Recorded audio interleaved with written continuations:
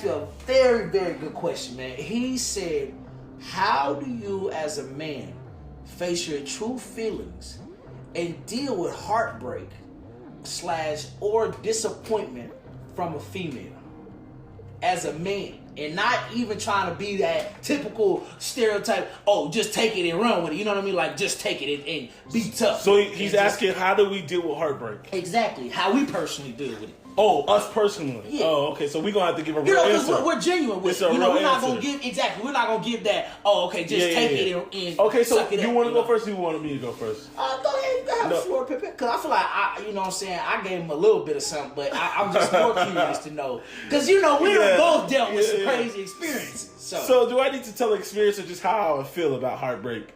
Because I don't want to go too deep into. Okay, so how do you deal with it? Okay. Is more so what he wants to do. Okay, so I'm going to tell the podcast listeners a little bit about myself.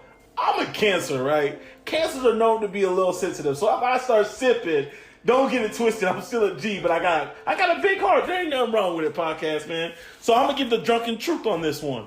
I'm going to be real. How I deal with heartbreak is typically... It sounds real messed up. But for me, I've learned you just gotta move on and start talking to somebody else. Like, to be completely honest, I might seem like I don't care about you because you heard like, he talking to another girl. Can you believe this dude? Like, it may seem like that, but deep down, most gentlemen are hurt about that shit, that they gotta like do something to cope with like losing their female, especially heartbreak. You gotta realize we ain't just gonna go like into full-on crime mode. We might shed a few tears up in the private talking, just watching the game or something. Listen to Rod Wave. Yeah, like listen to Rod Wave or fucking T-Rail or Usher or some shit like Trey Songz. You like, we hear not feeling a little bit. Like, we ain't gonna play it out on no goddamn Snapchat or Instagram, but we gonna go home and like, damn, she really did me like that. Spent 3 years with homegirl. I really loved her. So then you like, what can I do? Because you already passed the point at this point of trying to get back with her. Right. So you like, I gotta move on because she over here already like, on her old, I'm gonna be a boss. I don't need you. You ain't did shit for me. Just bringing up all the old shit and all the excuse my language, all the old crap that you did from 5 years ago and want to put it all on you at the last minute saying this is the reason I broke up with you. So you just got to take it and be like, I got to move on the best I can, focus. You can either go into isolation, which I feel like people don't necessarily heal from isolation and like not talking to nobody. So for me personally, my response is I'm going to go typically go harder in the gym. I'm going to go harder in the gym and listen to more simp music. For me, I like to rap. I'll rap it out.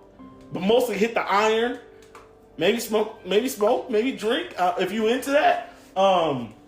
Maybe you can boss up on her and take a couple pics.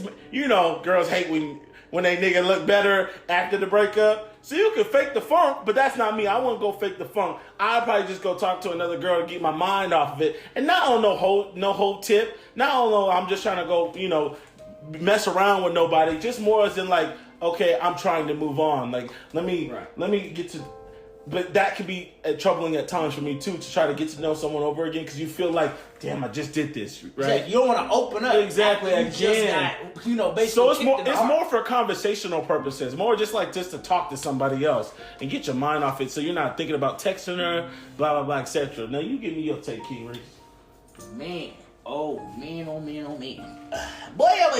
And be straight as possible. The podcast needs the truth, the drunken truth. Right. And I want to touch all viewers from young to old to because we're all the same. We're all humans. We all go through the same emotions. Amen, so, I'm going to give it an answer that can be relatable at any age is, look, I personally have dealt with it, but how I kind of deal with it is kind of like hope for the best, but expect and prepare for the worst. Yeah. You know what I mean? It's sad to say. Yeah. But I just feel like, podcasts, male or female, you gotta kind of go with that mentality or something. Because when you're so excited about something and then it doesn't pan out the way you want it to, it could break you a little bit. You know what I mean? Like, it could break you either stop trusting, it can make you stop opening up, it could really tear you down in ways that you didn't even know mentally you could be torn.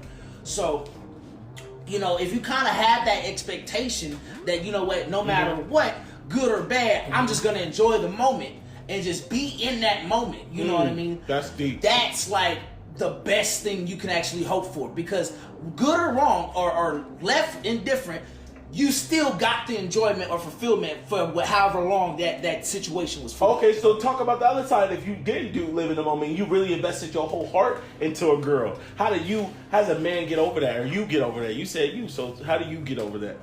Be vulnerable. Let's see, how don't hold it back. How you gonna get over it? Be truthful. Oh no! I agree. It's good to listen to music, because music is like a key to the soul. So it's kind of good to get that release of emotions out. Correct. And but also it's good to not dwell on the past too much, because you could get stuck and trapped in a darkness that you could either go up from, or you can just keep going down. Even as a man, you can get trapped and be just going down. You know what I'm saying? It's not just y'all that deal with the deep like emotions. Depression is anybody. Anybody. Why do people think men don't go through depression? Because do we display emotion differently? Well, it's because society's put this narrative out that men are supposed to be tough, have it together, always, on point. Except that's not true human emotion. You know what I mean? Right. That's a perception or personification of what they want us to be, but that's not true reality. So why don't we show it to women then?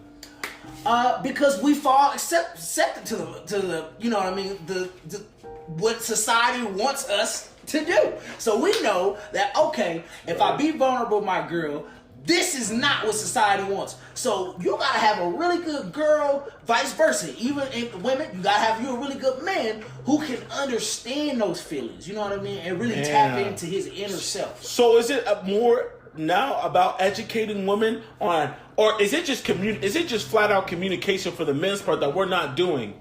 Because it almost seems like we are the ones to blame on this communication tip. Because I'm like, okay, it could be, we could say, oh, society has this view on us, and we obtain that view, we sustain it like it's our baby, or we can take ownership and say, nah, bruh, that's pause. You feel me? Right. I should be able to communicate my feelings with my lover, with my friend, with my family member. I should be able to, but we take the easy way out and say society, right? So what do you think? Is that pause or is that play? No, because I feel like it's more of, you know what? I'll say play. And the reason why I'll say play instead of pause is because you can only do what you've been taught, right? You know what I mean? So even without the education, you can only do what you've been taught, right? If you're not educated about it. Exactly, because if you knew better, you would do better, right? So if you don't know how to get there, it's kind of like crossing a river. That doesn't fall in the line of common sense at all, though. If you think about it, simple terms. Common sense is really not that common. Which is sad to say in 2020's day and age. I don't think that the podcast understands what you mean. So elaborate. Okay. Common sense is really not that common. What does that mean? It just things that you would think people should already know. Like, for instance, if I see a fire, right? I'm not gonna touch this fire. Right. But for some reason in 2020, everyone wants to touch the fire, knowing the outcome, but they'll still do it anyway. Is that the endorphin? Are we adrenaline junkies now? Like, do we just, because I say that too, just to think about women. Women love the chase because the endorphins they get from feeling like, ooh, this dude likes me, he's giving me attention. But then when we don't do that, now she's not receiving the same attention, the same endorphins, the same hormones as when you chasing them. It's all, they see it as a game nowadays. So I ask you back to the question I was asking you is, why are people so in 2020 ready to touch the fire? I think it's more of the, like you said, adrenaline. It has something to do with it, but also the danger. You know, that comes with that. Like the not knowing part of like, oh, okay, if I do this, what's going to be the outcome? Now you know, but... Do they want to just feel it? Exactly. They just want to go through it. And that kind of reminds me of just people and like being hard-headed. Like you have to go through things sometimes in life to be able to get... It sounds so stupid because like, why would you burn yourself to find out how burning feels? Why can't you just take my word for it as it hurts? You got to go through heartbreak to feel like man, he's right. I should have just focused on myself. We always fall victim to the same trap. Oh no, I'm gonna work on myself, and then next thing you know, I'm chasing after a girl. You know, like why do we constantly fall back? It's funny too, because humans in today's society, we're like victims to social media. We're victims to sugar. We're victims to a lot of things that contradict what we actually want in life. Like we are none of the things that we say we want in life typically. Like 95% of people are not what they want to be, right? Not in the position they want to be, not living how they want to be.